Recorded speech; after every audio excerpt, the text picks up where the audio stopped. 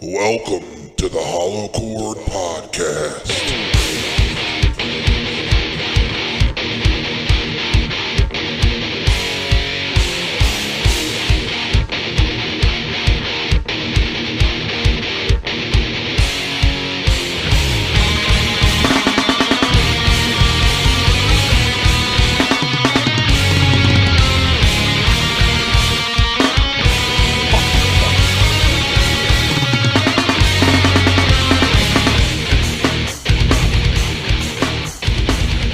All right, everybody, and welcome to this week's episode of the Hollow Chord Podcast. I'm Vinny Keller here with Bill Riley. Yo. And Dan Steinman, also known as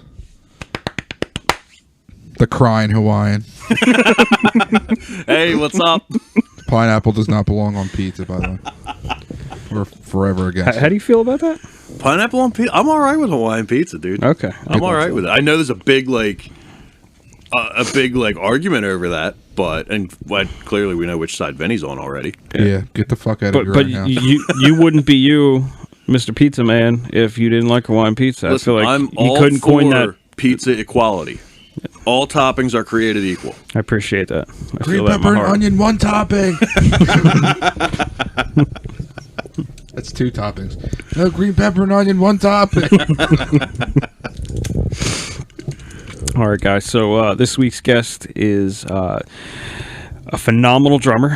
He is the drummer from Mutiny Within, Blinded in Bliss, Angel Vivaldi, Neon Arcadia, Able 3, and Vext. None other than Bill Fore. Here's that conversation. What's up, Bill? Wow. Hello. What's up, man? How are you? What's happening, guys? How you doing? Good. So, as you know, I'm Bill. This is Vinny, right here. How you doing? And this is Stein. Hey, guys. Yeah, I know, you're sideways. What's up, man? Am my side? So I'm not sideways anymore, right? There you go. Now you're good.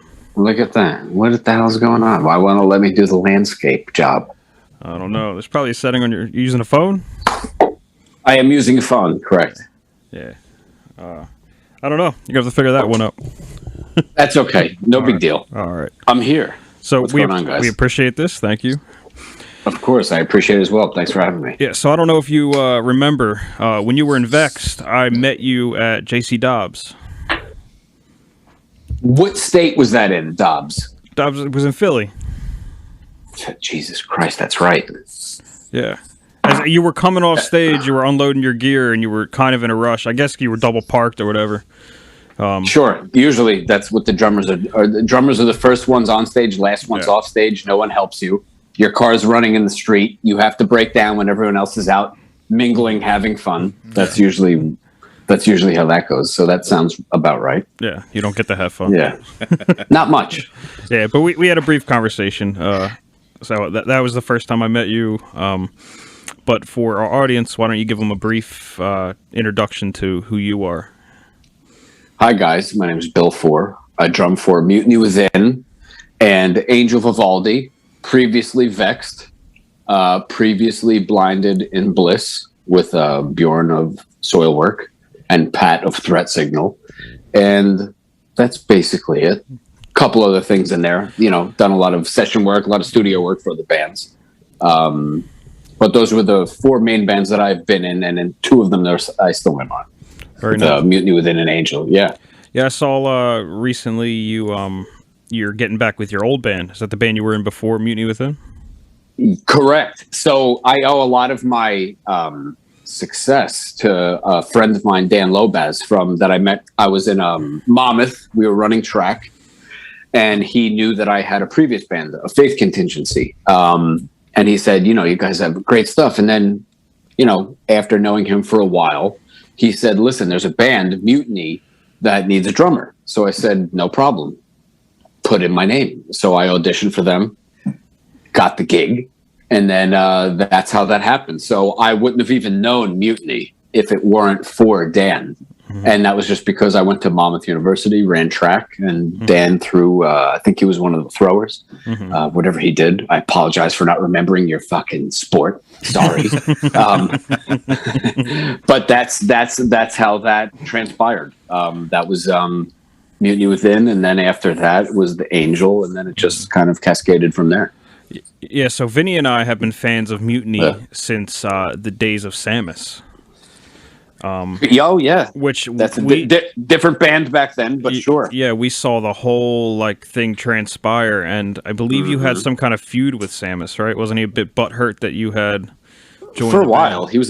He was a dickhead. What's going on with the language? Can I say? Oh, you can say whatever you want. Oh yeah, anything's. I mean, at first he was a dickhead, but I mean, listen, Sam's a great drummer, of course. But there was a little bit of like you said, butthurtness on his behalf. Right. And he would just talk shit, like, it was just like a thing with him for some reason. It's like, listen, you're not in the band anymore. And he's doing well. He's doing many things with his career. And like I said, now, like, I haven't spoken to him in God knows 10 years. I mean, there's no ill will, but like at the time of him not being the Mutiny drummer anymore, he was a bit of a dickhole for no reason. I mean, but that's, who knows? I mean, maybe that's the death metal drummer breed, but that was him at the beginning. Like I said, he probably doesn't harbor any ill will now at this point, water under the bridge. But at the time, he was quite strange and unbecoming. But yeah, that's to put it mildly. Yeah, so I mean, we were pretty stoked to see you join the band because you're a phenomenal drummer. I appreciate that. Thank you. No problem, man. So what was that like? Was there a record deal already on the table when you had joined that band? No, not at all. So what was going on with Mutiny at the time of my joining was we were called Mutiny, and the A&R the A&R that eventually was to sign us, Mike Gitter of Roadrunner, was following around the band. Took a lot of interest, and long story short, when I joined, he continued that interest. They, at that time, like, they, Sam and them parted ways, whatever that was, mutual, not mutual. I don't really know. I don't really care. But the moral of the story is we did a lot of legwork in that time. We played a lot of shows. We played with, God forbid, Darkest Hour, all the big bands that were playing in Jersey at the time. And then Gitter one day with Monty, another A&R from Roadrunner, came to a show we were playing with Sabat, one of the real old school, like 80s metal bands. And we were opening for them. And our original guitarist, Lou, amazing guitarist. I haven't spoken to him in many years, but he wasn't even there yet. He missed the train. He was running late. It was a fucking nightmare of a setup of a show that, was supposed to be a big show for us. We were about to go on stage. We were about to, practicing our first little chords, making sure everything was in tune. And then Lou gets there, runs on stage, jumps on, plugs in, and we had an amazing show. And that was the show that Mike, like I said, Gitter, who signed us, was there with Monty, the guy that signed, Dragon Force, and Gitter signed Killswitch. Yeah. They were watching us backstage. And this was the time that they have been taking interest, and we didn't know what was going on. We were like, come on. Let's make this happen or not. Like we're sitting on pins and needles every time, we, play a show for you guys or have any interaction. We would always go to the Roadrunner office and hang out any chance we could, and just chill with Gitter in the studio. And I remember before Times of Grace was even a band, when Jesse had already left Killswitch. And Howard was Long, the Killswitch singer. Gitter gave us the little sneak tip that they were doing a side project, Jesse and Adam D, called, they didn't really have a name, but it was eventually would have been Times of Grace. So at the time of us visiting there, we got to see Times of Grace, their whole, manifestation of that going on. So that's awesome. Long story short, it was awesome. Long story short, that show, after we were done, we played an amazing show. And I was listening. I was trying to be nosy, as I usually am, with Gitter and Monty talking backstage. And I heard Monty saying to Gitter, saying, like, what are you waiting for? What's going on here? So I was like, holy shit, guys. I'm like, I think we might have something going on here. I'm like, fuck. And then I'm like, okay, no, just calm down. Everyone shut the fuck up. Calm down. I didn't hear anything. Calm down. So then Gitter, we ended that show. Nothing had happened.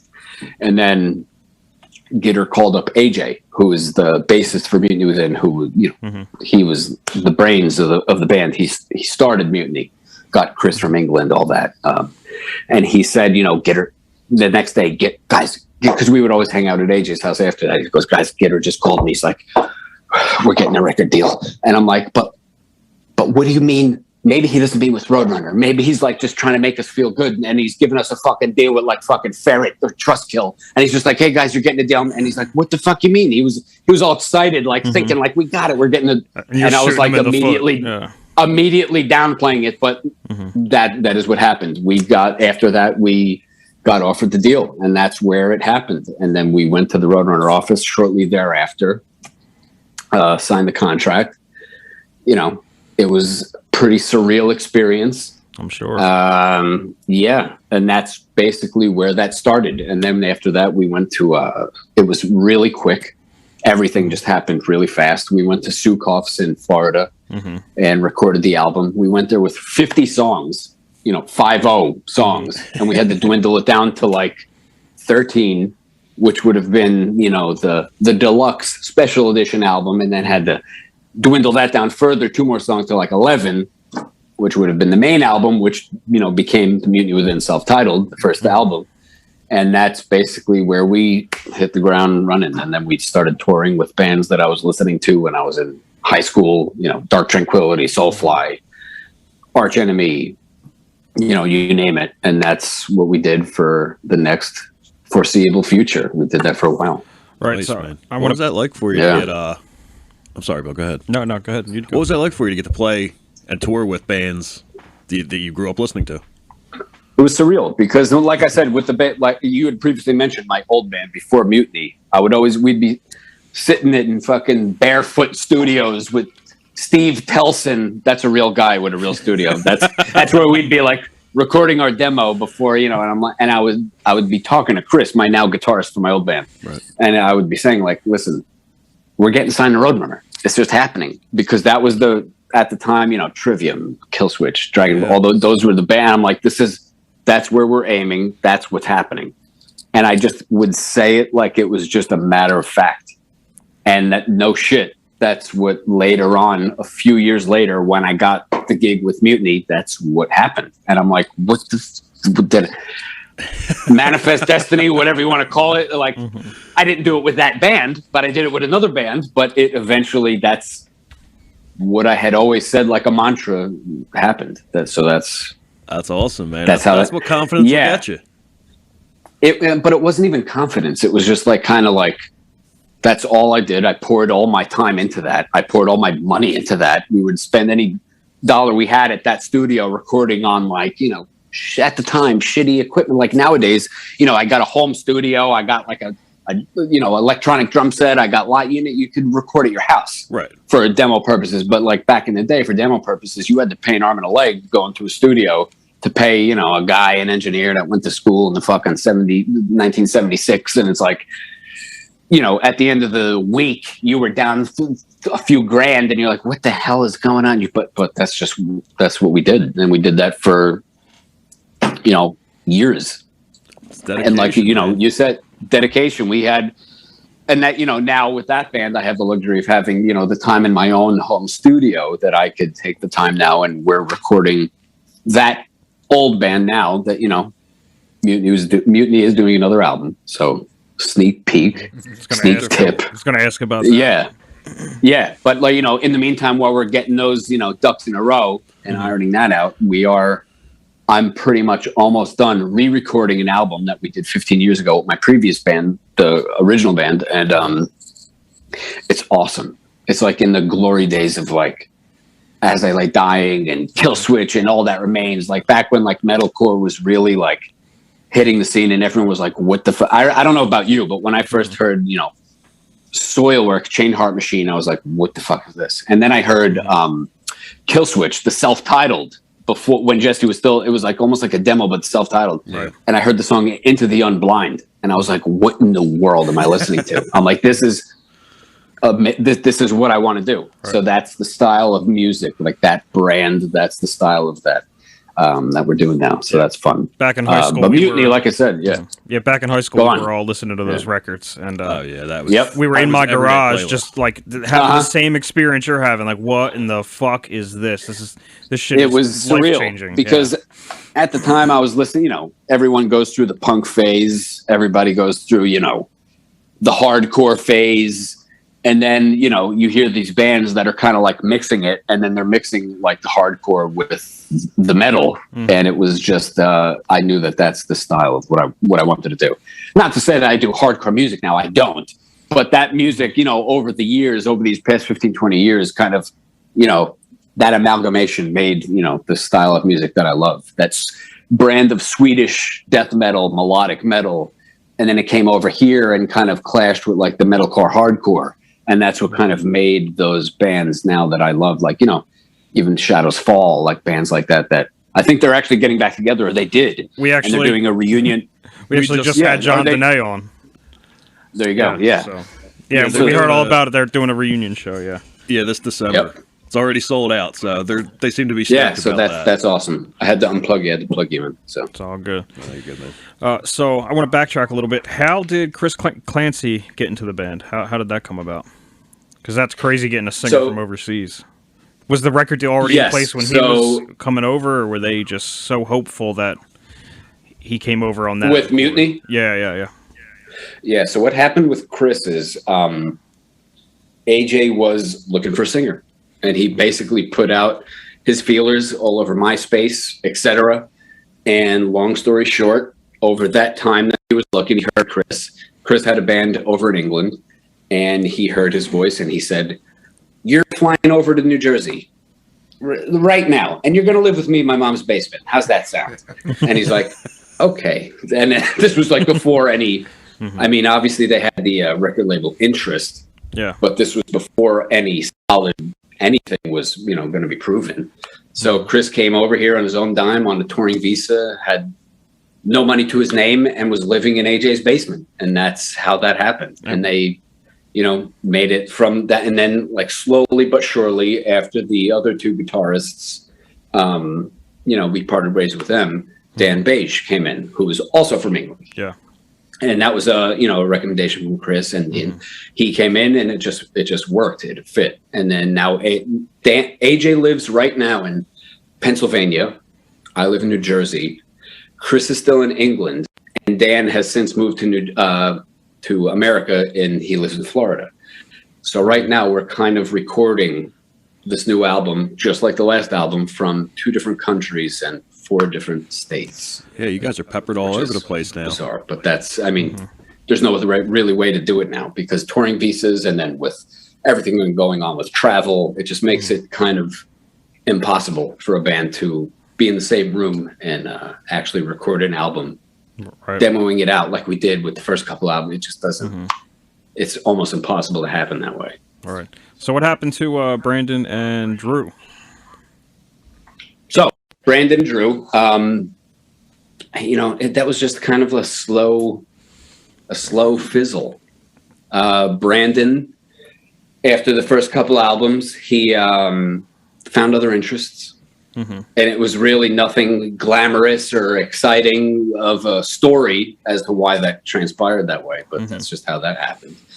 And the same with Drew. Drew got, I think, me and Drew shared the same birthday. We were the greatest of friends. And to be honest, I haven't spoken to him in a few years. He just fell off the planet. But I think he helps build fucking airplanes. So after the first album, and then a little into the second album, Brandon and Drew just kind of, after we parted ways with Roadrunner, because, in the first week is the test when you put out the first album for a major label. And we put out, can you guys hear me good? Oh, yeah, no, you're good. You're great. Dude. Okay, good.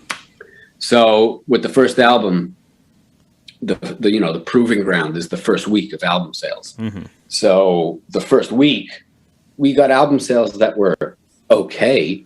And then we're like, what the fuck? Like we we thought that they'd be better. And then we realized that we looked at all the, RIP torrent sites that were huge at the time. Yep. I remember the story coming out that you guys put out. There was like 80,000. Yeah. It was it was an insane number. in that first week, about 60 to 70,000 people illegally downloaded the first album. Mm-hmm. So if those were legitimate sales, we would have sold a sick amount of albums, and we would have, been like, okay, it was worth the investment for these guys. Let's keep pumping it out.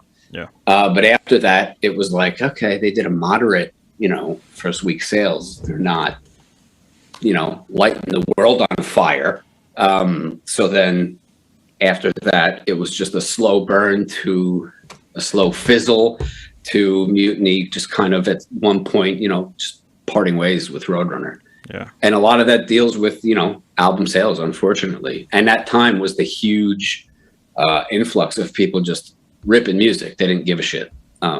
If at that time, I mean, now it's all about singles and iTunes, and people have a little more, they're a little more like lenient to the band that they like in terms of like, oh, I'll give you 99 cents for a single. It's like that back in the day. It's just like, oh, I like that album. Gimme. And so they just took it. Right. So unfortunately, that's where that landed us. We weren't Bon Jovi in the 80s where you're selling fucking 80,000 albums the first day and a half. Right. So, I mean, unfortunately, that's where it is. It's the numbers. They look at it and they go, plus I don't think we were promoted as much as we should have been, even though we were put on really high level tours. Mm-hmm. We weren't promoted as much on the website, and then certain people that would see us on that tour, if we were on tour with like Sonata Arctica or Arch Enemy or Threat Signal, or Soulfly, whoever, Dark Tranquility, people would see us and they would love our live show, love it, blown away. All right. I've seen you guys. I've never heard of you guys in my life. Don't even know who you are. So then that's when we would have to sell them, hey, here you go. There's our merch stand. Go buy an album, go buy a hoodie, buy a fucking wristband. So you didn't really get a lot of consideration as far as the metrics of illegally downloaded content. Nope. So they didn't even consider because at the time, honestly, Spotify and things like that were not a real thing. I mean, right. Spotify now, if your Spotify numbers are huge, then like you're a huge band, and things of that nature weren't really around when we were around. iTunes, when we were around, we had a MySpace page. Right. That's how we didn't even have a Facebook page yet. Yeah. That came later on in life. So that just to give you a scale and like a gauge of like the time frame, Mutiny came around when MySpace was still a thing. So Spotify and all those things now, they accumulate all these and they pool them into one kind of, oh, here's their number set. There's their numbers. Like that was not the case when we first started at all. Right. Not even close. And around that time was the real pinnacle of like when most shit was downloaded. So labels haven't even figured out how to remonetize a band when that happens. They had no clue. And that was the height of like the 360 deal. Mm-hmm. If you guys, you get signed to a huge, now like Phil from All That Remains and a lot of bands would say, they'd say like, listen, you get offered a 360 deal, run the other way. Because basically what a 360 deal is, like I said, just to use Bon Jovi for another example, like I did before, they'd go on tour, they'd have to sell their albums, and all those album sales went right into Bon Jovi's pocket. Look how well we did, look how many sales we did. And everything else was, fluff, T-shirts, all that stuff. So now a 360 deal, because record labels aren't making as much money from album sales because people were stealing them. Mm-hmm. A 360 means it's all encompassing. So the record label takes from every single facet from what a band would make.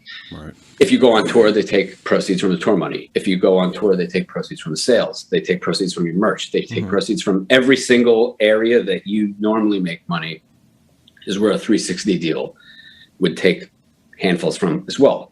So from an upcoming band that doesn't really have much promotion and not many people really know about, they just got lucky. Listen, Mutiny got signed without even having a demo out. We never even had a demo album. We had a couple demos on MySpace. Again, fucking MySpace. Yeah. So there was no real like demo album circulating, or an original album that was from a lower label that was, in the scene flying around. There was none of that. We just got signed. Our first album was on Roadrunner Records, and no one knew who we were. Right. And like you said, that was at the time where bands were, it was a new thing with the technology up and coming. It's not what it was today. Spirit Box doing what they're doing, shit like that. It was not at all even in the same ballpark as that. So one thing they did do with you guys, which was pretty fucking awesome, and I don't think they did it with many other bands before or after, was that series of videos where they like profiled every member, and they had all these in-studio videos, and it was like this huge thing, and the specific website just for that. Like Vinny and I were watching that every time a new one dropped. Yeah, and that's the thing. I credit that a lot to our old tour manager, Tommy Jones. Mm-hmm. So when we went on tour, like I said, we were very spoiled. So we got a guy that kind of was our tour dad, and he was a professional videographer. So shout out to Tommy Jones. And he would document all of our tours, all of our everything from the stage 1 to stage fucking 10, and he would document behind the scenes to the Awake video. Mm-hmm. And shit like that. So we had a lot of content with that, but like I said, that was just all on our YouTube and his YouTube, and it wasn't really like a promoted thing. Like you guys said, you watched it, which is great, but not everybody got to see things like that. So I still, to this day, go on the Mutiny YouTube, and I watch all those old tour diaries and old documentaries, and it was fun, and we got profiled, and he had us do it real nice and professional, because that's what he did. And now he does, he does professional videos for like, you name it, every death metal band that's out there. But yeah, we got the privilege of having someone that kind of did that for a living and documented our whole upcoming, Mm-hmm. Yeah, that's incredible, man, that you had that guidance. And he got to document every stage of that. Yeah, that's great. He did a really good job. I guess it made you seem a lot bigger than you were. Which was, listen, you need all the, at that stage of the game, you need all the bells and whistles that you could take. Yeah. And not even that. I mean, it was just nice to have, just going down the, the line of all the things that we did, and having someone there that would document it. It's just nice on a personal level to have that. Mm-hmm. But also on, a level where people could watch, a band coming up. It was a lot of fun behind the scenes. The hotels where I'd have to hold Drew's head from fucking smashing because he's drunk. Like, Drew had like 3 stages of Drew. Yeah. He would be Drew. And then, after the show, he'd have a few shots and he'd be Drool. So that was him barely being able to stand up. And then fucking Droop, which was him just like not being able to stand up at all. So it was like fun, seeing just behind the stage of things like that, and us before we would go on stage, and then, behind the scenes of us going on stage. So it's fun to watch even now, like I said, on a personal level, advertisements, and all that stuff aside. It was just nice that we got to do that, because a lot of bands coming up, even now, don't really get that chance at all, unless they're doing it themselves or they're paying a guy to do it. But we had someone that was, driving the bus or driving the van the whole time, half the time. Mm-hmm. I tried driving that shit once over the fucking bridge, and I'm like, not doing it ever again. So then, like, AJ would drive it most of the time, and Tommy took 50% of that. So, yeah, we were lucky with a lot of that stuff. We had a lot of luck on our side with the way that things, panned out. Right. So you said you were signed to a 360 deal with Roadrunner? Correct. Okay, so did that make it just about impossible to survive on tour? Like, were you actually, like, what were your guarantees like, and what did you have door deals, guarantees? Well, that's the thing. I mean, we got, so not to complain, because over these years, not just, guarantees and per diems, which were like, it was a band that just started out. Over the years, we were on the God of War 3 soundtrack. We did a song for a professional wrestler in the WWE. Right. We did a song for a pilot on Discovery Channel. We did a lot of shit. So we were on Headbangers Ball. So we got to do a lot of things that now it's not really the same as that. Mm-hmm. We were kind of on the cusp of what classic bands would do and what, new bands do now, which is much more, Twitch and fucking Facebook and YouTube and stuff like that. Yeah. We got to kind of dip our toes into a lot of other cooler things like that. Yeah, which generates a which lot was of great. income, But right? yeah, like you said, 360 deals in the, if you boil it down, it's very hard, almost near impossible for a new band. Roadrunners is a subsidiary of Warner. It's a humongous machine. Like Right. we were, you know what I mean? So it was not like it was a mom and pop shop kind of record label. So you better believe that if you're signing a 360 deal, understand what you're signing. So that's kind of what we signed. But, we got the opportunity. So we were all extremely happy to do so. Right. To say that you're on Roadrunner Records is pretty much a great thing in and of itself. But, to make money, first starting off, you get a bonus when you sign. And here you go. Here's but sustainable, you gotta, like I said, you gotta become something that is difficult to attain for a band that is just starting out, that nobody knows. Difficult thing to do. That's why Phil from All That Remains said, if you're a band nowadays, 360 deal comes around, maybe don't sign it. Maybe just do it yourself because, Right. It could benefit you in the long term. If you're smart, you do it yourself, you market yourself right. And then all of a sudden now, like Spiritbox, I'm pretty sure that new album just charted on the actual Billboard charts. Oh, good for them. That's awesome, man. Yeah. And they came out with a couple singles at first. They didn't come out with their album like a year after all those were released, but now it's released and it charted and it did really well. Yeah. And they're a heavy metal band. Right. So They're rad as fuck, too. today's day and age is very different from the 360 deals and shit like that. So how DIY were you guys? I know you're a graphic designer. Was anybody else versed in recording or were you able to do that? fully DIY. Fully DIY. So all the Mutiny demos. Okay. So, take the first two Mutiny albums out of the equation. The third one and even the second one was fully self-produced. I did all the album artwork because I do the graphic design. Chris is a master level engineer, mixer, masterer. He works with Colin Richardson, which is, he's the best of the best in the industry. Yeah. Right. Chris just makes the new machine head. Oh, that's awesome. Yeah. AJ, we all have the ability to write and record our own music now from where we are. And like you said, in terms of artwork, I do it all the artwork. Chris does all the mixing and mastering. So we can write an album now, like we did with Synchronicity and Origins, the second and third album. Those were fully independent releases. And to be honest, I saw the most benefits out of the third album as opposed to any of the other ones. And that was fully self-produced. That's great.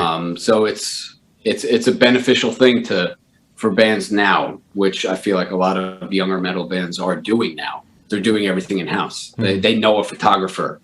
They know a graphic designer. They know how to kind of market on those social media platforms that we didn't really have at that time, but they know how to do it. Yeah, social And that media in is the general way has to made do it. marketing so much easier. It's made it all so much more accessible for growing bands nowadays. It's crazy. You could be 16 years 100%. old and have a better chance at marketing yourself now than you did 20 years ago.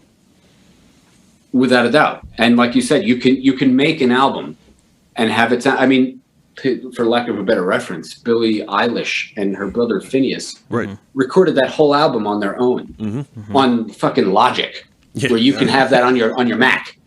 And he learned to mix and master himself, and they wrote all that shit themselves. And do the math. Look where they are right now. Yeah, world famous now. They did all that with no record label backing.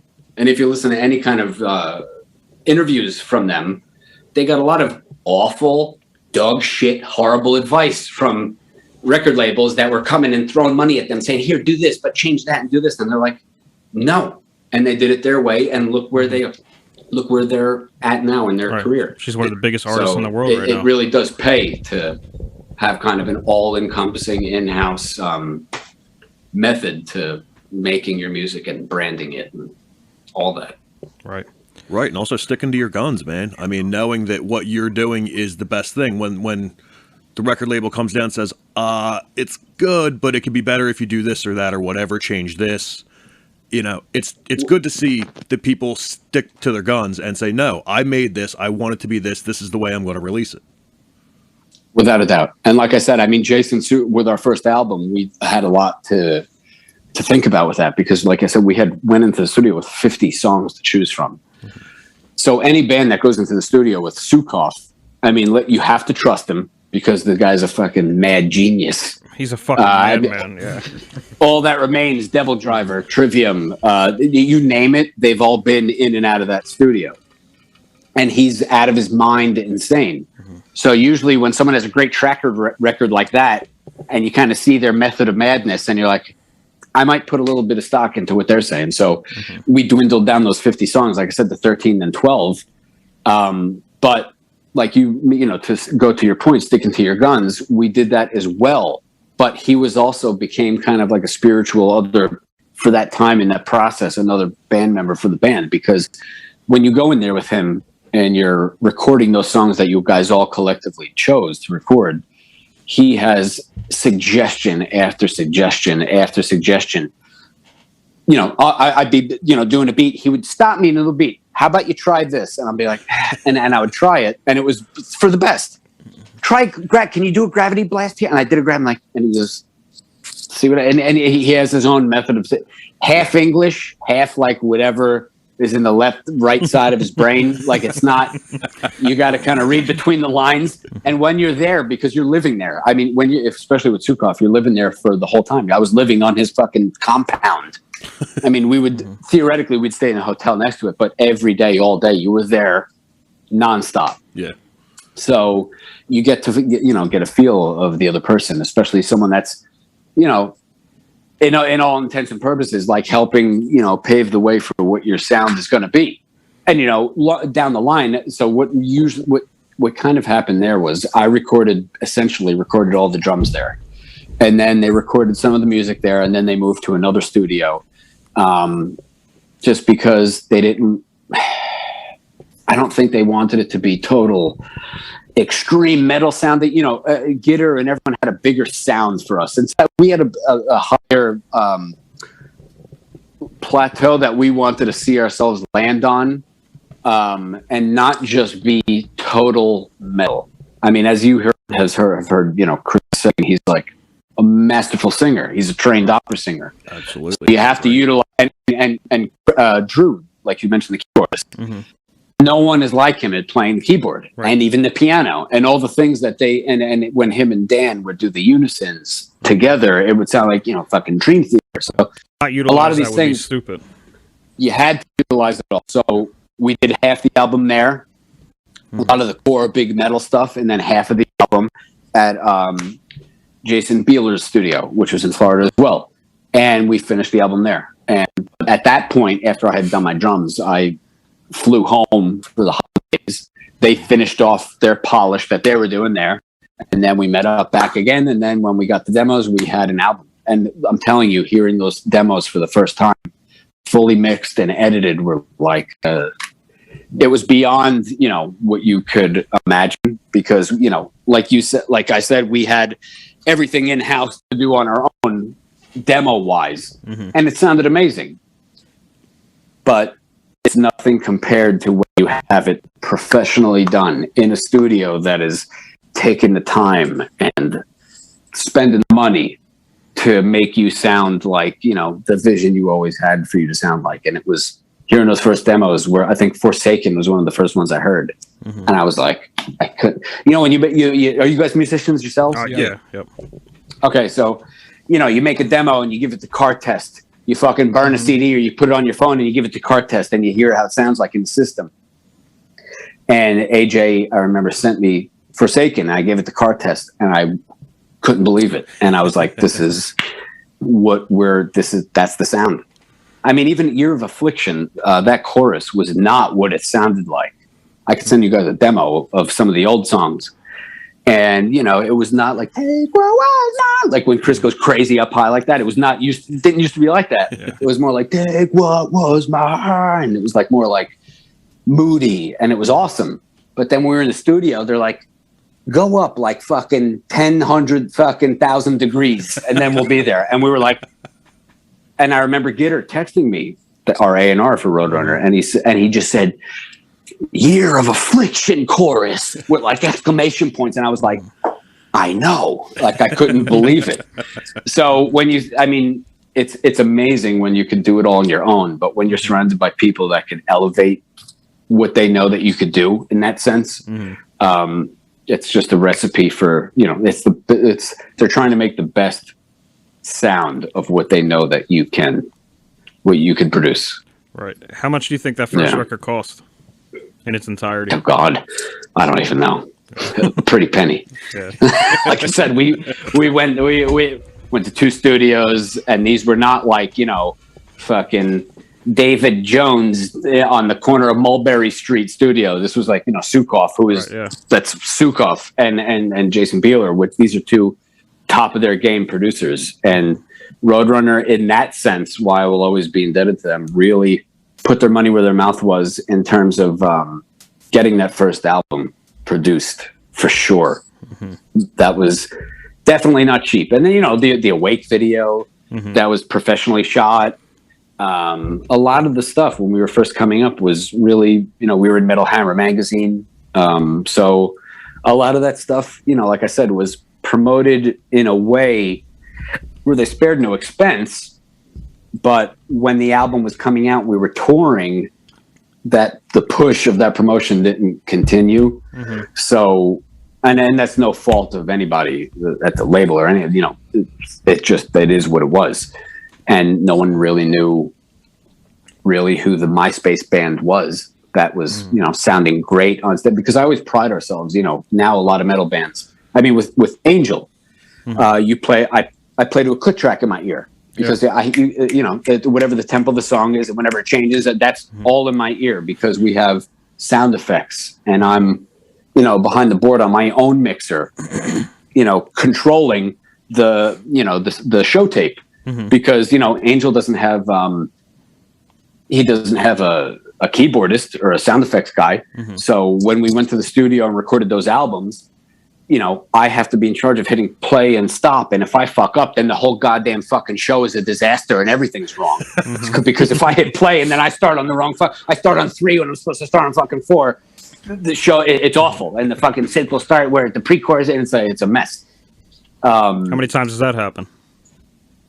Not often, because I'm fucking insane.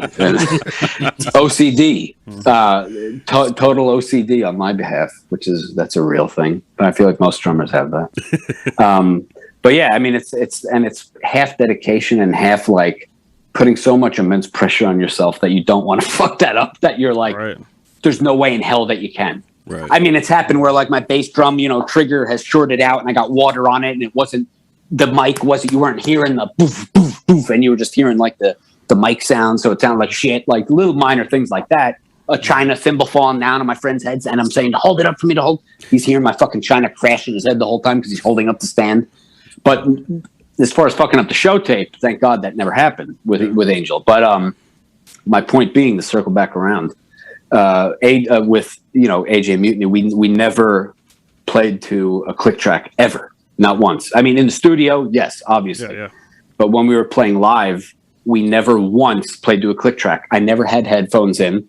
I would always have a massive fucking monitor against my right ear, so I would hear my fucking blasting trigger kick drum in my ear, and like Drew and like Chris and like one of the Dan left and right guitar. So that's kind of how we did that, and we just really made it work, because I mean, we didn't really need a show tape, because Drew would take all of that, all the sound effects, all the keys, all the synth, all the everything, all the piano. Drew would play that live. And that's where Mutiny kind of, I took a lot of pride in that, was we never, when we would start our show, you had a purely live show that was nothing coming from a PA system at all. Not one sound was from a PA. That was all straight live. All of it. That's a beautiful thing, man. A lot of bands can't pull that off now. It takes a lot of talent to make sure that every aspect of your show truly is a live show. And I have to tell you, I mean, with Mutiny, I mean, that's why to this day, it's one of my, holds a special place, because I surrounded myself, luckily, in this realm with musicians that can hold their own against anybody in the industry. I mean, just put them up to whoever and they will. I mean, I've never seen someone practice so much as Dan Beige, the guitarist for Mutiny. Mm-hmm. Never seen someone in my life practice that hard and then that often to make sure every single note is perfect.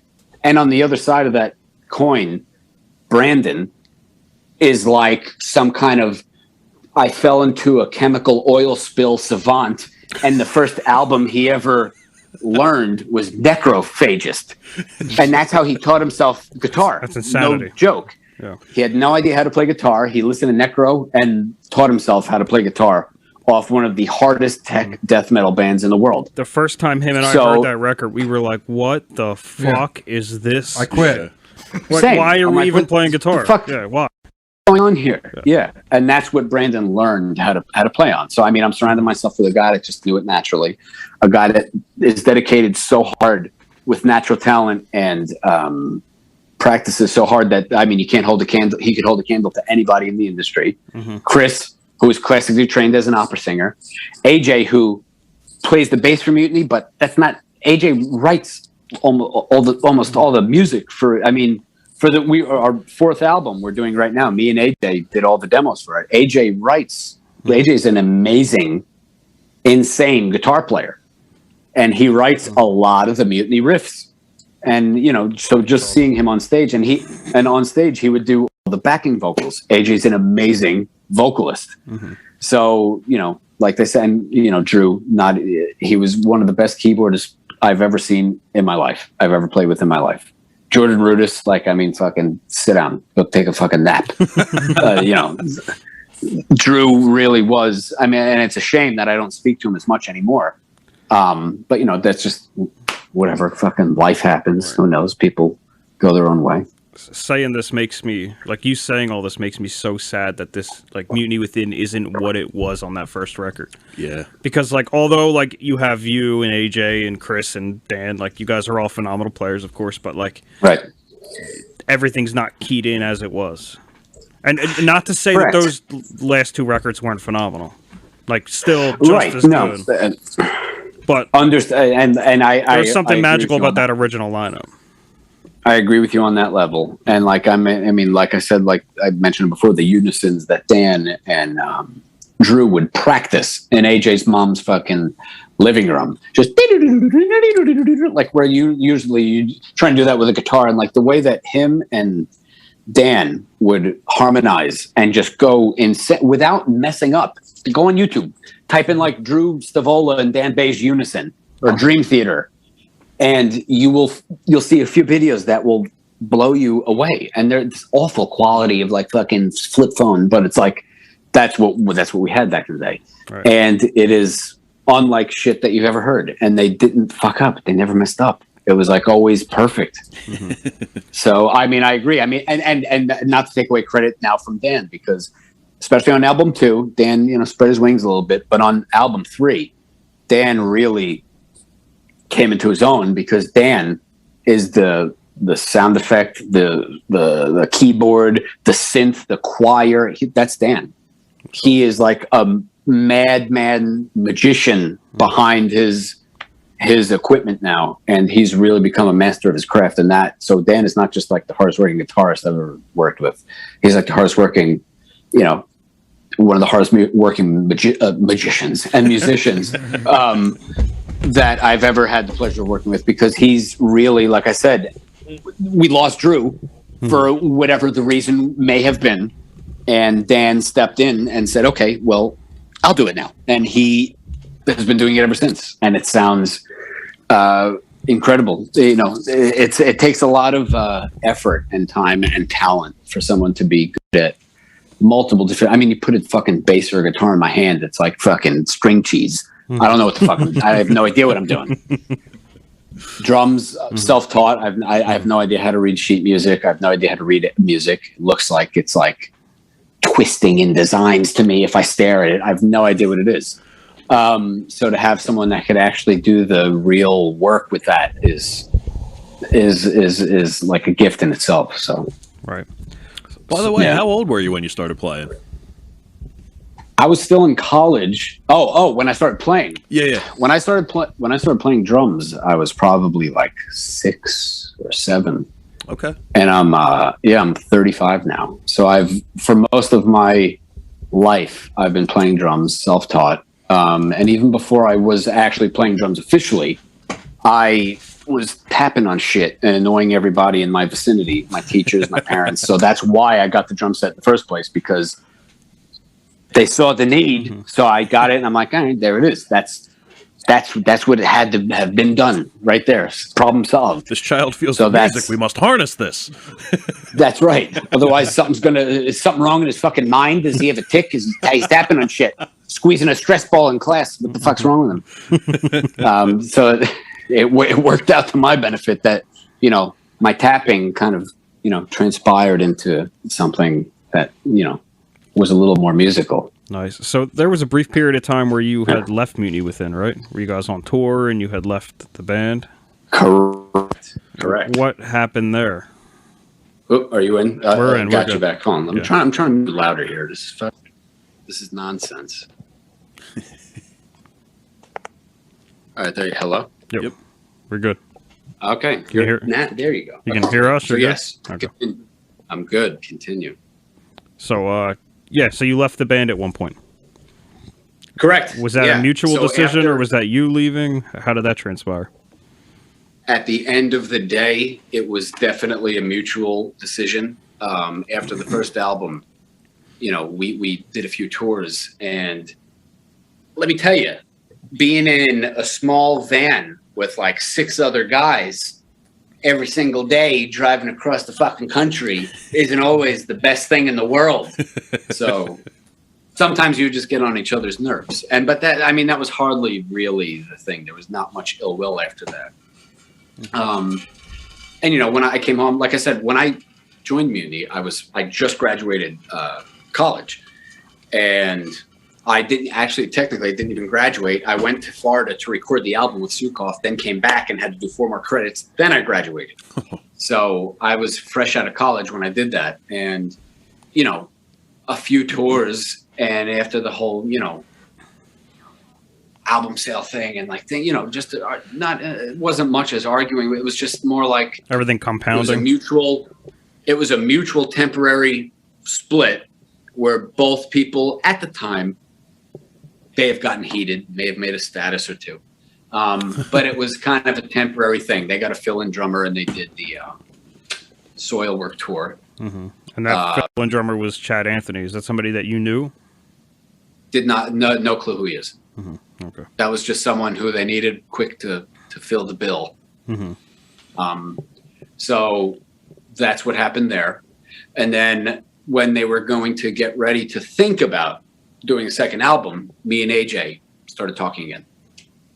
And, I met up with AJ. We started talking, and we were like, whatever happened, for whatever reason that was, let's pretend that never happened. And I said, what are you talking about? Whatever happened? And then we shook hands and we were like, let's make another album. And then after that, it was like nothing ever happened. And then we did the second album, and then we did the third album. And then, ever since, it's been great. It was after the second album, it got a really good, reception from people.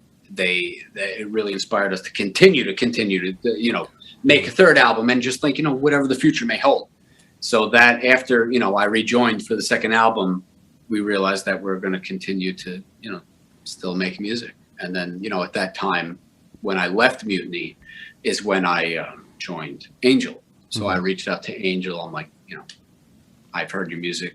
This was, again, MySpace. I'm like, I know you through MySpace. Your music's great.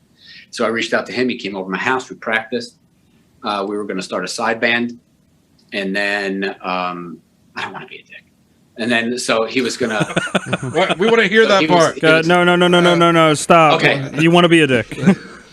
Okay, fine. So we were going to do a side band. And then Angel was working on his debut, really, professionally produced first album, which was not After Speed of Dark, which was Universal Language. And when he was writing that, their drummer said, no, I can't record this shit. And, when I was playing with Angel, doing our side stuff, Angel just said, he's like, I have my solo stuff that of, Angel Vivaldi, and my drummer can't play the new shit that I'm writing. So I said, let me hear it. So that's how I started just drumming for Angel's own, Angel Vivaldi main thing. Because like I said, when I reached out to him, he came over, we were going to start our own little side band.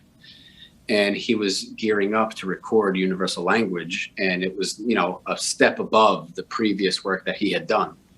And I loved it. And I said, give me every single demo you have.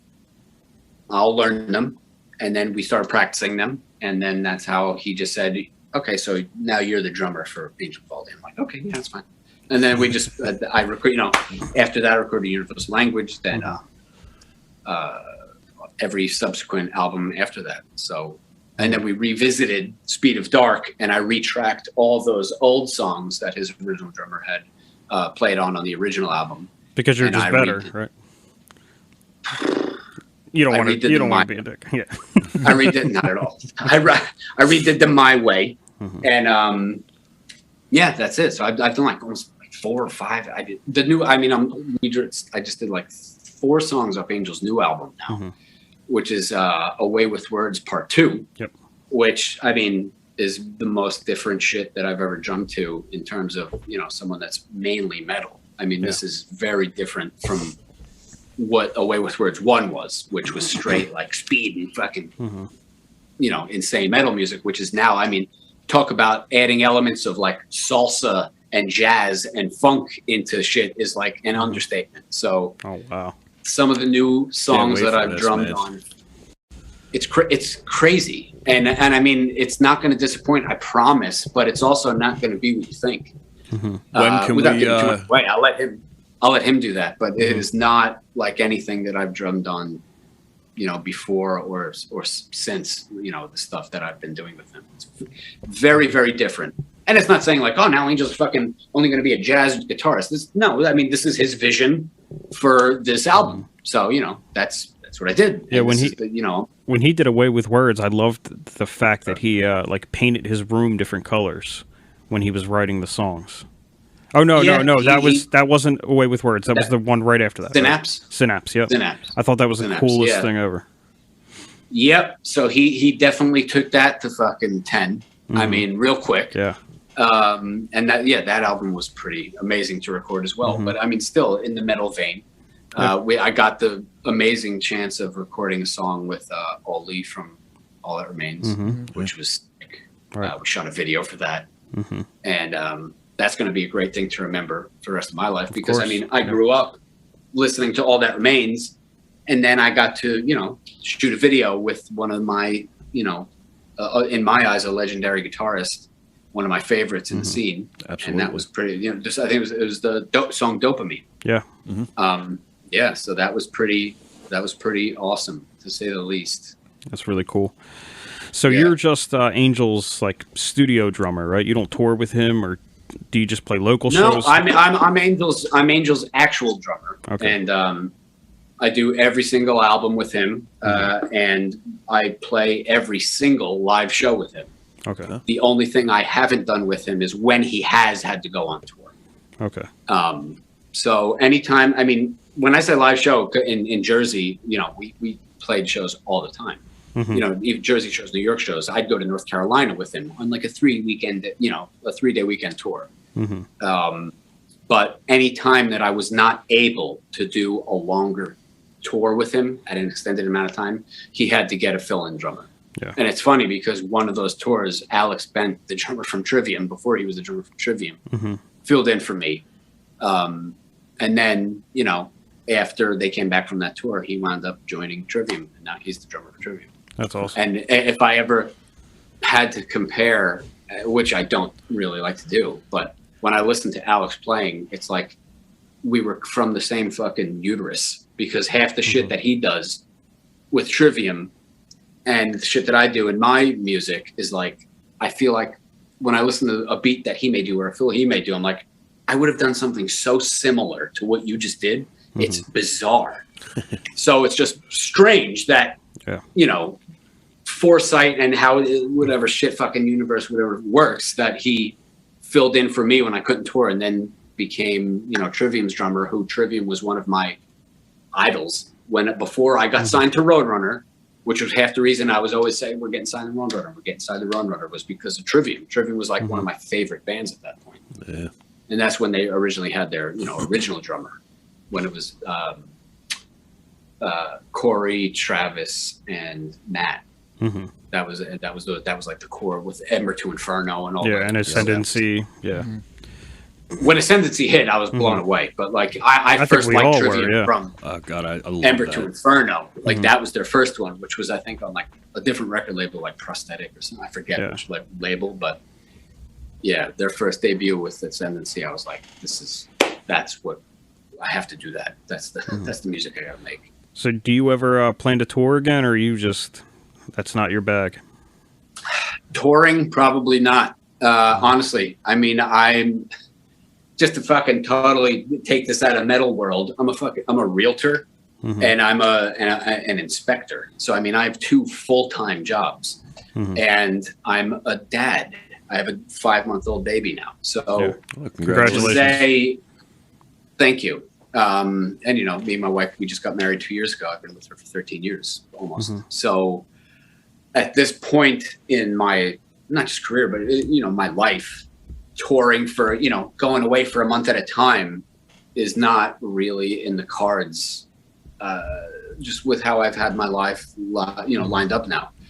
I dedicate a lot of time to recording music and, you know, even, you know, music videos, album tracking, session work, all the shit, you know, even one-off shows. But when it comes to the full month-long, month-and-a-half, 2-month-long tours, can't really do that anymore. And it's hard, especially with Mutiny. I mean, Chris still lives in England. Yeah. And with all the travel restrictions and shit like that going on now, and you know, having to get a visa and a working visa, it's just a pain. It's very difficult to do. AJ's a realtor as well. Fucking weird. And he's got a full-time. Everybody's got their full-time jobs, and I mean, even Chris has his full-time job doing, you know, mixing and mastering on a professional level. So to step away from that at this point, I mean, it's got to make sense money-wise. Otherwise, you're really taking your life and putting that kind of on the back burner, which at this point, I mean, like I said, I'm 35. I still act like I'm fucking 16, but lo and behold, I'm 35.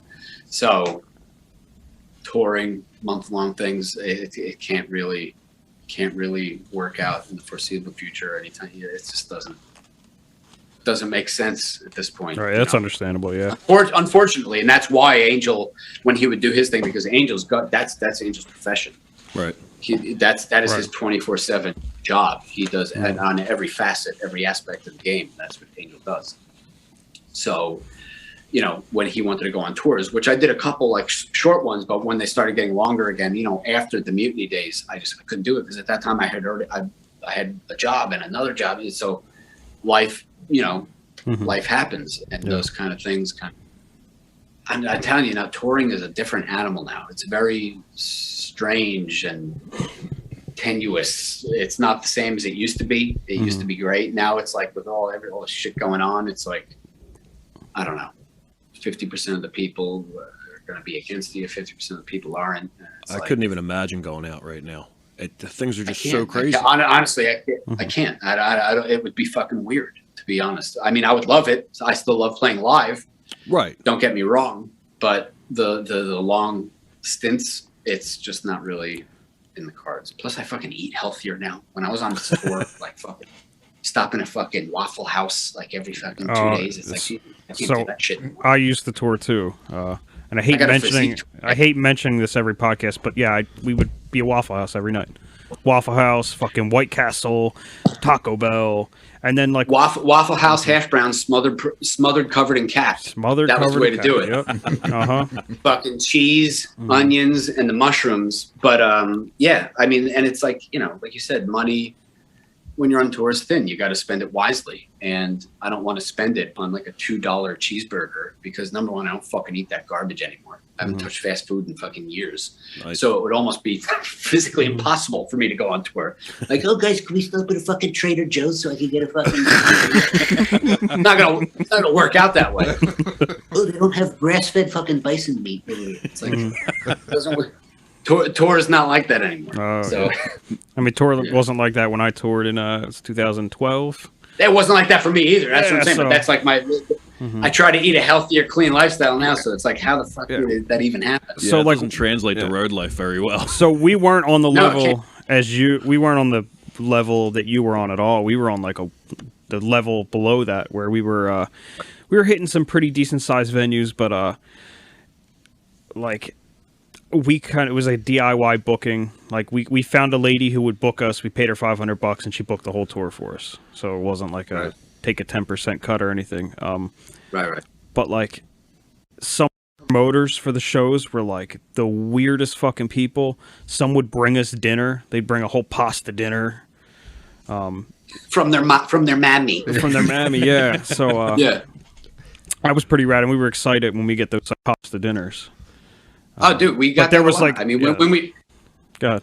Not to cut you up, but like on tour with like, you know, when we were backstage, I remember with Exodus one time, I was just like backstage and I was just like, you mean I get to fucking eat whatever I want right here? We got a fucking fridge full of Red Bulls. I'm like, that's my room. And like, so that I get what you mean. And like, you'd go backstage and there would be like, you know, the sternos and the trays lined up with all the food. And I remember me just being me on like one of my second tours in the fucking world. And I'm going to fill my tray, and the lead singer from Exodus goes, whoa, like a fucking Sopranos, whoa, in the back. Like, that's Exodus. I'm like, oh, okay. Yes, sir. I'm like, whatever. But I get what you mean. It's like you appreciate shit like that. You're on the road, and, you know, they're feeding you. And a lot of the times, that would be something that they try and swing us. That's like, you know, we can feed you. That's it. Right, yeah. Like, that's all you get, we right? weren't able to demand a rider at all. So like exactly, we were lucky if like the venue would put like in our green room they would put like a refrigerator full of water. Like water, we were stoked. Because we would take all that water, throw it in the van, we'd be good to go. But like if they had Red Bull, like that was fucking gold. Yep. And then if they had food, they'd sometimes bring us like a pizza, like but anything was better than Taco Bell 4 nights in a row, and then like by the 5th night, you're damn right. Fucking water out of your ass. It's terrible. And that you're eating like a home cooked meal for a minute. Yeah, right. And I mean, like, luckily we were endorsed by Jägermeister at the time, Mutiny, when we were first hitting the road. Yeah. So we had like cases of Jägermeister, and a touring tradition is if you're on, you know, a tour with a band, and I think this was when we were on tour with Arch Enemy and Exodus, and I forget who else. No, Cattle Decapitation was with Soulfly. But yeah, Arch Enemy and Exodus. And if you ever forgot a piece of your gear, because you'd always break down after and hurry up.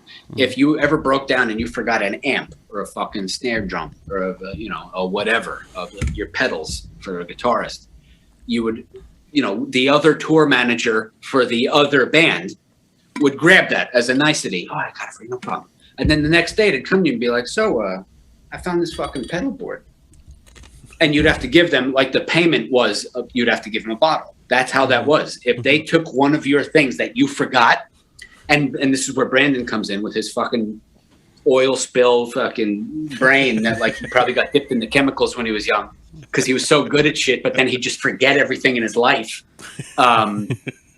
We'd be running off stage, hurrying up to let the main band go on. And he'd just forget everything at every fucking... So those cases of Jägermeister went by real fucking quick. So I remember Wes, the goddamn tour manager, I think, for Exodus, he was fucking loaded with Jägermeister by the end of the tour because Brandon would forget at least 1 or 2 pieces of his gear every single show we would play. And then Wes would be like, oh, I guess I'll take that for you. And he'd give it to us the next day. But yeah, I guess those are rules of the road that you learn. I remember my drummer when we were on tour forgot all of his drum hardware. Had it all in a nice hard case. That happened? You tell me. I don't know. Fucking know. We loaded up the trailer and it's like, hey, I'm the guy with the most shit. I'm gonna forget all of it. It's like the middle of the night. It's like 2 a.m. He's like, fuck, and we're like, what? He's like, I forgot all my drum hardware. So we had to get it shipped from Louisiana to like San Antonio.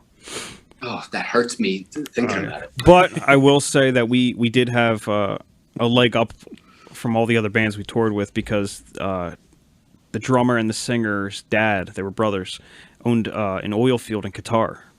And Qatar is like one of the richest countries like in the world. So he just was loaded. So he basically told his sons, he's like, this is college. He's like, you're either going to college or I'm buying you a van and I'm paying for your house and your bills and you're going on tour and you're going to fucking make it.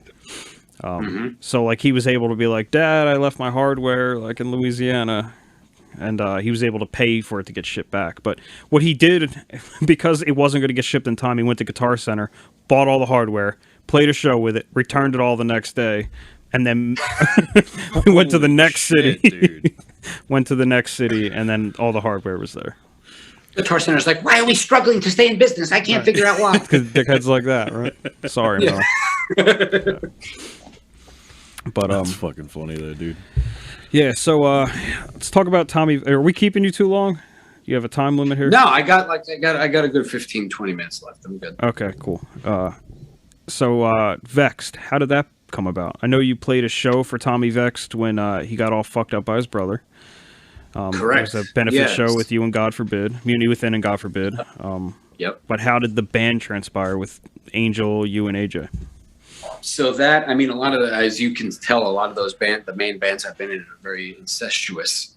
Somehow there was like a revolving door with one member or another always kind of finding their way into the other one. So after Mutiny, and this was after Mutiny had even wanted to do, I believe, a second album or a third album. I think it was at the time after the first album, the band kind of very loosely broke up for a little while. And AJ knew Tommy, and AJ met Tommy, and they were staying at Treehouse Studios trying to write an album.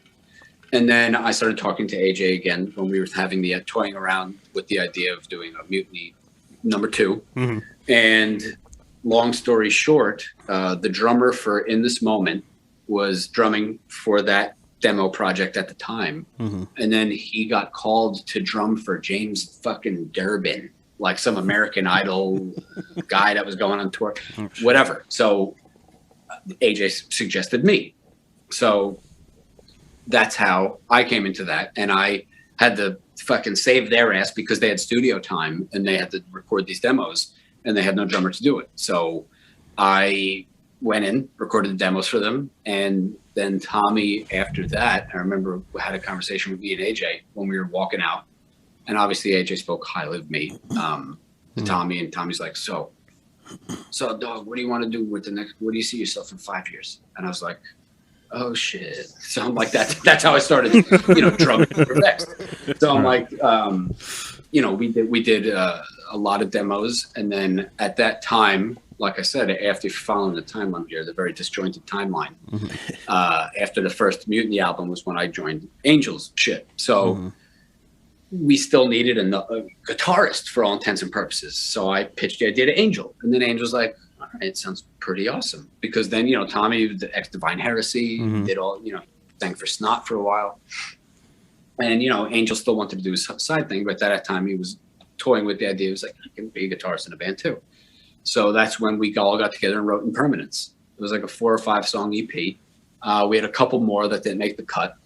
We did a couple videos, Crush, which funny enough now is getting so much more views because if you just type in Vext on YouTube, I mean, just do the fucking math. Yeah. Like after it was quadruple platinum. Thank you, Tommy.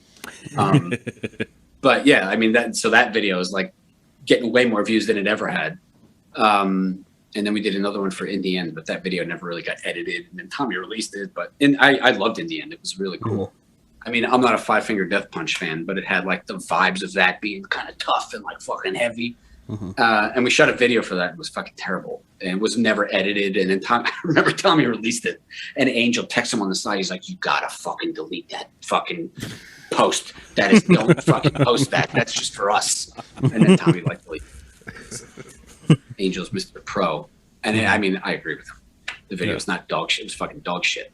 But Crush, it was really cool. It was well done. Crush was really good, and that's how that worked. And then slowly but surely, AJ, after bringing me into the band, worked his way out, and I'm like, "Thanks for bringing me in, you piece of fucking shit." Now you're just leaving. It's just me and Tommy. So then we had to fill the void.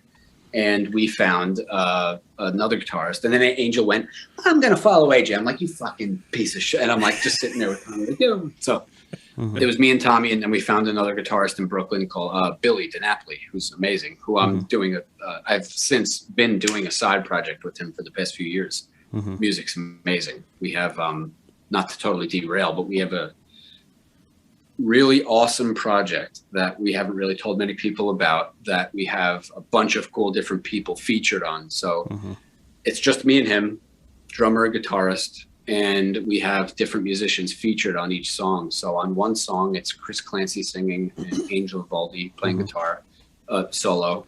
On another song, it's Wes Horton, who is now the backing guitarist for Falling in Reverse, and Dan Sugarman, who is the guitarist for Ice Nine Kills and As Blood Runs Black. And on another song is someone I'm working with now, Gerard Vacone and Killian from Skella Summit. So each song has a different singer, a different musician, a different guitarist, a different bassist, and each song is very different. But that's a really cool metal project I've been working on in the background that will come out soon. Music is sick. Nice. Chris is mixing it, so it's really cool. I could send you guys a demo. It's Please sick. do, yeah. Absolutely, yeah. I want those old Mutiny Within demos too. Or I have over 50, and that's just from the first album. 50 that would songs. be great. Do you have the old Mutiny demos before they were Mutiny Within? Can you send those to me? There was one song that I loved so much, and back in the day, Chris sent it to me through email. Which one? I don't remember what it's called, but I lost it. My favorite song that we've ever recorded is "Overburdened," and that was a song That might be it. old MySpace. That might be the I one. think that's the one. Yeah. It's the best song ever in history, but for whatever reason, it didn't make the cut on our first album, and it's always been looming in the background. Let's bring it back for this album. Let's bring it back for this album. But then we just kept going forward and writing new stuff. But If you who could knows? send that Maybe to they'll us, make it. that would be awesome. No problem. Oh, I'd have a Yeah. blast listening to all that stuff. That'd be so fun. Yeah, yeah. But to circle back, when we got Billy for Vext, the guy that I'm doing with on the side project, then we became, a trio, and we got a bassist, Tommy Hoffman, who is also from Brooklyn native, and we wrote our second EP. That didn't really come out. We wrote it, got it produced and mixed professionally, and I was in the middle of making the cover out, album art to it, and then Tommy told me and Billy that he moved to California, and we were like, "Oh, all right." And then he started with the Westfield Massacre, Right. Yeah. so, with Tim Young again, the drummer for From Divine when he was Heresy. Yeah, and he was Exactly. Morbid Angel, right? Yep. He is currently Morbid Angel. So then when Tim Young left, he got a new lineup, and he did maybe 1.5 albums with Westfield Massacre, left them, and then started his other band, Bad Wolves. Yeah. And then, that's, Yeah, with God forbid, Bars Doc, and everyone knows what happened there. So how do you? I kind of want to get into that. If you want to talk about it, how do you feel about that whole situation? Oh, God. Like, what are your opinions I mean, about that? Just from what you see I- on the outside, and do you still talk to Tommy? From time to time, yeah. Love Tommy, always have. We always got along, very much so. He's one of my favorite singers in metal ever, despite what you may think of, some of the Bad Wolf Pause music. for a second, because last night I just Hold on, said to Bill's this gonna come after you motherfucker, real I quick. said Tommy Vext and Jesse Leach are probably the two best metal singers ever.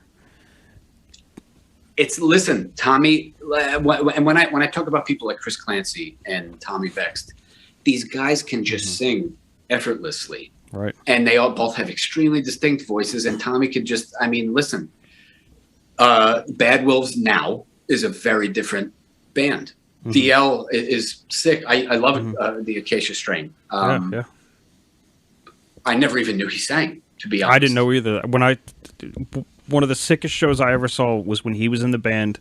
It was the Undoing Ruin tour with Darkest Hour, Dead to Fall, Life Once Lost, Acacia Strain, and he was the guitarist. And then I knew him. I knew he left Acacia Strain, produced the Unearth record. The most one. Yeah, he did a lot of behind the scenes in the meantime. He's done a lot of. And then behind the scenes. Yeah, and then Tommy posted like DL's going to be the singer. I'm like, what the fuck? Like, I mean, out of just pure entertainment, like hearing what Tommy has to say about that shit is just, it's entertainment in itself. Just listening to him. His whole spill in the tea thing is hilarious. Oh my God, I mean, I don't have Instagram. I have AJ sometimes send me fucking snippets just so when I'm excited to like get like fucking amped up and he sees something. But I mean, that, you know, say what you want about whatever transpired in politics, whatever reason they parted ways. Tommy's one of the best frontmen to ever set foot on the stage. For sure. Honestly, that's just how it is. He's not just singing. He commands the stage. He has a commanding presence. Absolutely, he's a great front man. And I got to be clear, when Bill and I were talking last night, that's not saying DL is a bad singer. DL has an amazing voice, great singer. Yeah, it's a very different band now. Not saying anything bad or good. I mean, because like I said, I grew up playing shows with Doc. And God forbid, Mutiny and God forbid played all the time. I have known Doc for a very long time. So I can't say anything, you know, negative on that aspect. But, you know, who knows really what led up to the removal of him or the leaving of him or whatever the fuck how that went down. I have no idea. You can only look at one side and then watch the other side and just kind of do the math and then figure it out for yourself. I don't know. Yeah. Obviously one side says something totally, you know, the antithesis of the other one is not even the same. So one side, being that side, Tommy Vext is posting like contracts of like who has the percentages of what songs, and it seems like he has the majority percentage. Who else heard the Lifeline with Tommy? Yeah, you know yeah, I've heard that. Yeah. So the new Bad Wolf song, Lifeline, someone leaked the version with Tommy singing on it. Right. Yeah. And I think they're leaking more songs with Tommy on it from that record. I got to catch up on that part of it. Yeah, it's. You're not. Let me tell you right now. If you didn't download it or screen capture it, you're not going to find it because they removed it off every platform. They scrubbed it already. Damn. Yeah, it's not on YouTube. Within the first day that it was leaked, it was yanked. Okay. See, but we're talking to Bill Fore, who's friends with Tommy Vext, who could put in a good word to email it to Bill, and then Bill could email it to us, and then we could hear it, right, Bill? That's right. I mean, I'm not even saying that I have Lifeline with Tommy's voice on it. But yeah, in terms of finding it out there, it's gone. Damn. But you know, it's the same song. Yeah. It's just But when you break it down, it's still a very different song. Right. So how do you feel about like I think Tommy even mentioned that other guitarists have written that song and written many other Bad Wolves songs, but then like Doc's in there like playing that shit and pretending like it's his. Like I feel like something about that is real weird to me as a musician. Like it hurts my soul to. It's one thing to be like in a tribute band or a cover band, but like to like. Hurts my soul to think about it too, and that's the thing. I mean, you know, whatever Tommy is saying, you know, it was me and the guy from Once Human that recorded everything. And Lifeline, it was me and the guitarist from As I Lay Dying. And then, you know, who do you know? What's true? And it's just so weird. And but then he has contracts that he posts on Instagram. Like you said, you don't have Instagram, but I'm seeing these things pop up on his story, and I'm reading them like, oh my god. I know. I've seen them. Yeah, it's tough to argue when it looks legit like that. I mean, it is, and like I said, it's hard because I've always loved Tommy, loved Doc. I was so proud and happy for Tommy when Bad Wolves got to the peak that they did. So to say anything negative about either party is impossible for me. Yeah. Right. But when you see the way that transpired, it was just not. It was, and honestly, it was sad. Right. I mean, like when Zombie came out and all the subsequent songs came out, to say that Tommy's voice isn't just like inexplicably tethered to the band is like a fucking lie. So then, I mean, like, Tommy's voice is tethered to everything he sings on. He's so unique. He has to do the things that he does. I mean, somebody else could do it and it can sound good, but it can never be quite the same as when Tommy does it. Right. And then who knows how that was, what happened, bad blood that started to mingle in there. I don't know. Who the egos get involved. I have no idea. I wasn't in that animal when it was going on. And, you know, like I said, Zombie went like, look at the numbers on YouTube. It's like, that's bigger than some top 40 songs that are out now. Dude, that blew up so big, so fast. Everybody loved it. So big, so fast. And it, like I said, I think it went triple or quadruple platinum, which is fucking crazy for like a metal band to hit like that from a cover, which was very timely with, you know, the lyrics and shit and how he changed a couple things here and there. But, you know, it is what it is. And like, you know, the record label now kind of, I just saw he posted something like the record label deleted his Instagram and follow his backup page. So it's like, until the lawyers get done doing what they're doing. Yeah. The lawyers get done. I mean, who knows? It's sad the way that it all transpired because they had something so good going on. It's always a shame to see something like that with such buzz, such good who knows positivity. What goes on behind closed doors. Yeah, I know. It sucks.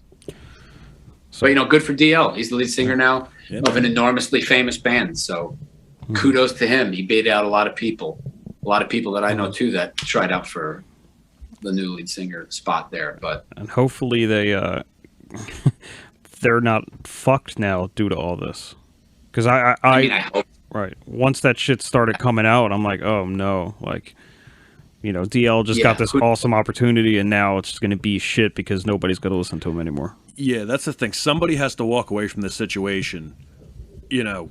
And it doesn't seem like that's really in a going bad on light. Right now. Like it's both sides are like fucking pissing on each other as fucking streams getting longer. Yeah. So it's like at the end of it all, somebody's going to look bad. There's no way both parties are going to walk away. Hey guys, Bill here. Unfortunately, at this point of the conversation, our computer stopped recording and we lost the last portion of the conversation with Bill Fore. So we're going to have to end it here. We appreciate you listening, and we will definitely try to get Bill on again. Thanks for stopping by, Bill. All right, that's all we got for this week. Don't forget to follow us on Facebook at the Hollow Chord Podcast, Instagram at the Hollow Chord Podcast, and Twitter at the Fuckery of the Day. You can also find us on Spotify, on iTunes, and all other platforms where you can find podcasts. Don't forget to like, subscribe, and share. Hit the notification bell, right, Simon? Damn right, Benny. And, you know, tell everybody about it. Share it. It really helps us out. We want to try to get this out. We want everybody listening. You know, give us your feedback. You know, we want to hear what you guys think. Tell us we suck. Tell us we're great. Or both. In the same sentence. Yeah. Be controversial. We like that stuff. Talk about stuff. Yeah. Make us trend. Do that. Make us trend to your mom. Trend into your mom. All right. On your mom. Anything else, guys? With That's all we got? With you. All the moms. All the moms. All right, dogs. We out.